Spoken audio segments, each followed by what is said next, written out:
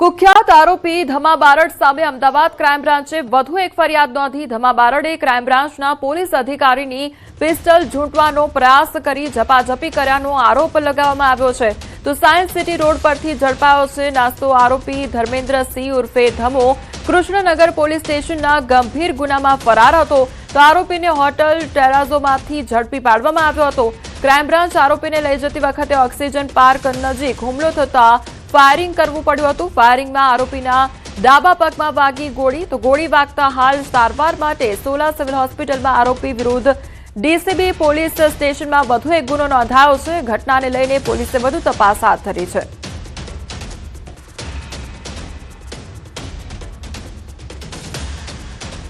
સમાચારમાં આગળ વાત કરીશું સિંહ પર રોગનો ખતરો તેના વિશે।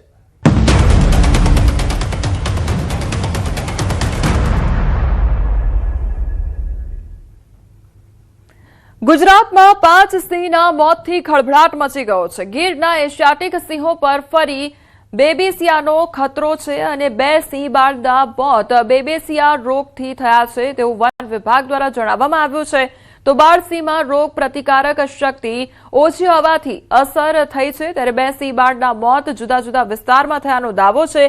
એક સિંહ બાળનું મોત ઇનફાઇટમાં થયાનો દાવો કરવામાં આવી રહ્યો છે। તો 2 સિંહના મોત કુદરતી રીતે થયાનો દાવો કરવામાં આવી રહ્યો છે। બેબેસિયા રોગને લઈને સતત મોનિટરિંગ કરવામાં આવી રહ્યું છે। તો સિંહના તમામ ગ્રુપ પર વન વિભાગની નજર રાખવામાં આવી રહી છે। વન વિભાગનો સ્ટાફ સતત નજર રાખી રહ્યો છે। જે બાળ સિંહના મોત થયા છે તેની સાથેના ગ્રુપના સેમ્પલ લીધા છે। તો આ ગ્રુપમાં કોઈ ગંભીરતા જેવું જણાયું નથી। ગીર પશ્ચિમ અને ગીર પૂર્વના સરહદી વિસ્તારોમાં ચિંતાજનક સ્થિતિ જોવા મળી રહી છે। વન વિભાગે સમગ્ર ગીર વિસ્તારમાં સઘન મોનિટરિંગ શરૂ કર્યું છે। તો બીજી તરફ વન વિભાગ પણ એક્શન મોડમાં જોવા મળી રહ્યું છે। રોગચાળો આગળ વધતો અટકાવવા પ્લાન પણ તૈયાર કરવામાં આવ્યો છે। રેસ્ક્યુ અને ઓબ્ઝર્વેશનની કામગીરી હાથ ધરવામાં આવી છે। સિંહોની તબીબી તપાસ પણ કરવામાં આવી રહી છે। અશક્ત અને નબળા દેખાતા સિંહોની તપાસ કરવામાં આવી રહી છે। આ વખતે પણ એવું કોઈ પર્ટિક્યુલર ગ્રુપમાં બધા સંક્રમિત હોય એવું કંઈ જણાયું નથી અને 2 સિંહ બાળના જે મૃત્યુ થયા છે એની ઇમ્યુનિટી બહુ ઓછી હોય છે એટલે એ સૌથી પહેલાં એમાં વધારે પ્રોબ્લેમ થાય છે। તો 2 સિંહ બાળ અને એ પણ જુદા જુદા વિસ્તારમાં એનું મૃત્યુ થયું છે। તો એવું કંઈ અસાધારણ એમાં નથી અને અન્ય જે એક સિંહ બાળનું મૃત્યુ થયું છે એ ઇનફાઇટિંગમાં થયું છે અને 2 મોટાનું પણ કુદરતી રીતે મૃત્યુ થયું છે। તો એવું કોઈ મોટા લક્ષણો હોય અને અમારી નિગરાની એના ઉપર કન્ટિન્યુઅસ ચાલુ જ છે। આ જે છે બહુ સામાન્ય છે અને આ સિઝનમાં મોટાભાગે આની શક્યતા હોય છે।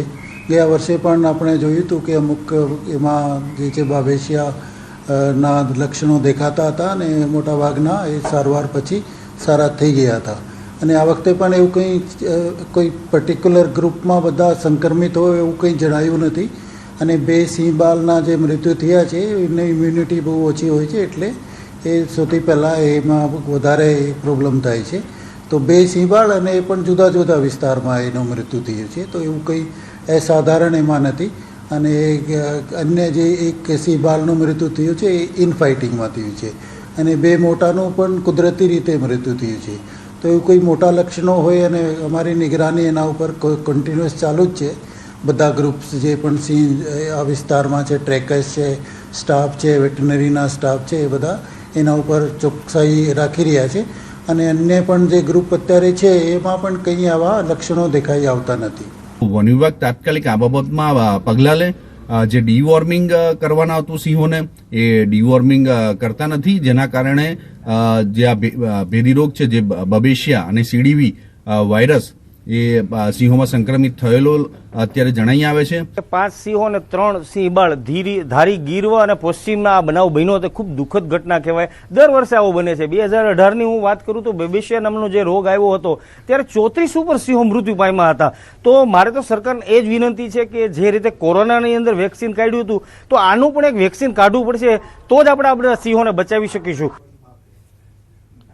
બેબેસિયા વાયરસ અંગે વન અને પર્યાવરણ મંત્રી અર્જુનભાઈ મોઢવાડિયાની પ્રતિક્રિયા સામે આવી છે।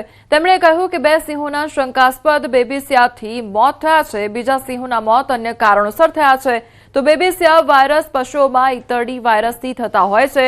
બેબેસિયા વાયરસ થતું અટકે તેના માટે વન વિભાગની ટીમ, અધિકારીઓ અને વેટરનિટી ટીમ સક્રિય છે. ગીરના સિંહોમાં બેબેસિયા નામના વાયરસથી સિંહોના મૃત્યુ થયા છે એવા જે સમાચાર પ્રસિદ્ધ થયા છે એમાં માત્ર 2 સિંહોના બેબેસિયા વાયરસથી મૃત્યુ થવાના, શંકાસ્પદ મૃત્યુ થવાના જાણવા મળેલ છે. બાકીના જે સિંહોના મૃત્યુ થયા છે એ ક્યાં તો કોન્ફ્લિક્ટથી કે બીજા કોઈ કારણોસર મૃત્યુ થયા છે.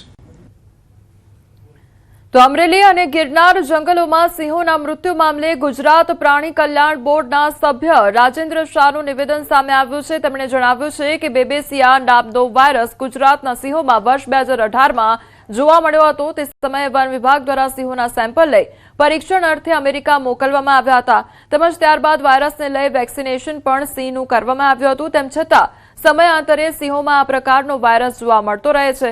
જો કે આજ દિવસ સુધી વન વિભાગ દ્વારા વાયરસ સંદર્ભિત કરવામાં આવેલ કાર્યવાહીને લઈ કોઈ રિપોર્ટ જાહેર કરવામાં નથી આવ્યો. વેક્સિનેશન કરવામાં આવ્યું તેમ છતાં શા માટે સમયાંતરે આ પ્રકારનો વાયરસ સિંહોમાં જોવા મળે છે? ત્યારે તાજેતરમાં થયેલા સિંહોના મૃત્યુ ખૂબ જ ચિંતાનો વિષય છે. વન વિભાગ દ્વારા જંગલમાં 20 કિલોમીટરના અંતરે એનિમલ હોસ્પિટલ બનાવવી જરૂરી છે. 2018માં બેબેસિયા નામનો વાયરસ ફેલાણા હતા અને ત્યારે વન વિભાગે અમેરિકા તેના રિપોર્ટો મોકલી અને વેક્સિન મંગાવેલા. વન વિભાગે આ માટે કોઈ રિપોર્ટ હજુ સુધી જાહેર નથી કર્યો.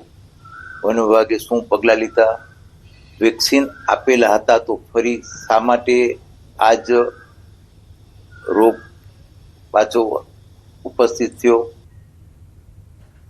સમાચારોમાં આગળ વધીએ તે પહેલા રોકાઈશું એક બ્રેક માટે.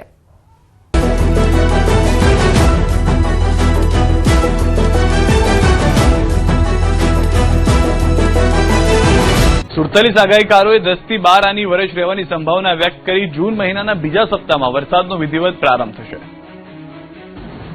ગુજરાતમાં ઉનાળાને ગણતરીના દિવસો જ રહ્યા છે. ઉનાળાની વિદાયનું કાઉન્ટડાઉન શરૂ થઈ ગયું છે. ખેડૂતો માટે ખુશીના સમાચાર એ છે કે આ વખતે વર્ષ 10 થી 12 આની વર્ષ થશે. 75% વરસાદ થઈ શકે છે. 3 બાદ ગુજરાતમાં ગાજવીજ સાથે વરસાદ તૂટી પડશે. આવી આગાહી અમે નહીં પરંતુ ગુજરાતના જૂનાગઢ કૃષિ યુનિવર્સિટી ખાતે યોજાયેલા 32માં વર્ષા વિજ્ઞાન પરિસંવાદમાં 47 આગાહીકારોએ કરી છે. તમામ આગાહીકારોનું તારણ વર્ષા વિજ્ઞાન મંડળે કાઢ્યું છે. જે મુજબ જૂનના બીજા સપ્તાહમાં ચોમાસાની એન્ટ્રી થશે. 56 દિવસ વરસાદ થશે. 2 તબક્કામાં થઈ શકે છે વાવણી. ચોમાસું 2026 10 થી 12 આની જેવું વર્ષ છે.